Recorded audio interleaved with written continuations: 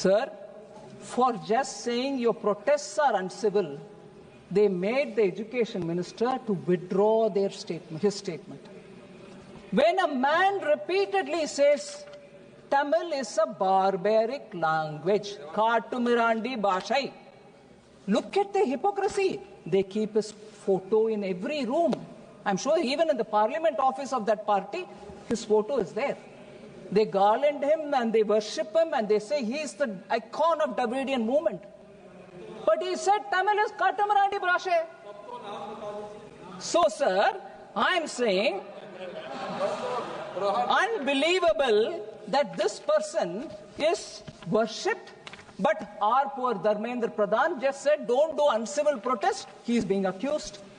And if their love for Tamil is so much, how can they worship somebody who said Tamil is a Katumirandi Bhasha? தமிழே முட்டா பசங்க பாஷை காட்டுமிராண்டி பாஷை நான் சொன்ன போது குதிச்சானுங்க எல்லா பயிலும். ஒரு பையன் முன்னால் வந்து பேச முடியலையே, என்ன இருக்கு தமிழ்ல கேட்டா பண்ணிக்கலாமே இருக்கிறோம். அவ்வளவுதான் அந்த பயிலால முடியுது. பண்ணி இருக்கிறத விட்டுட்டு ஏன் பண்ணிக்க போற முட்டாளே.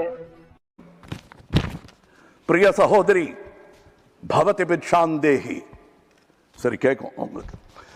பிரிய சகோதரி பவதி பிக்ஷாந்தேகி என்று தெலுங்கில் இசைவாடி வந்த அந்த மாமனிதர் இசைமேதை தியாகராஜன்.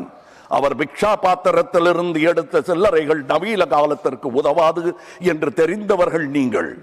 நீங்கள் வெள்ளைக்கார கல்வி கற்றது கண்டிப்பாய் கற்பூர புத்திதான். அது காற்றோடு போய் பல ஆண்டுகளாகிவிட்டன.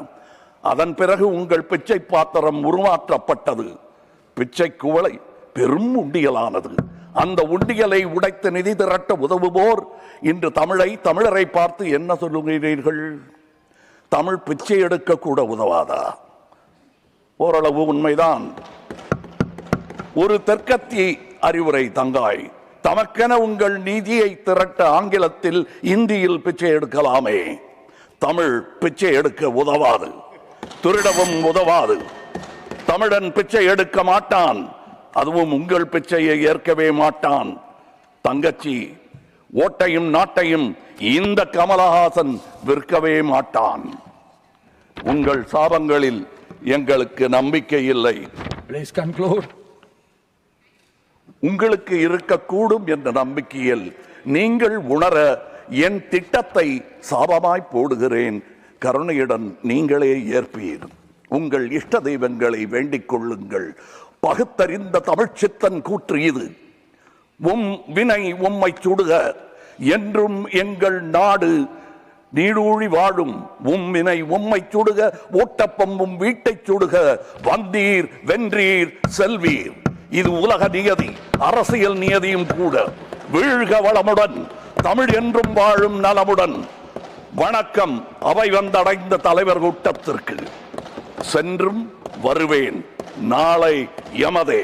உங்கள் கமல்ஹாசன். ஜெய் ஹிந்த். श्रीमान पवित्र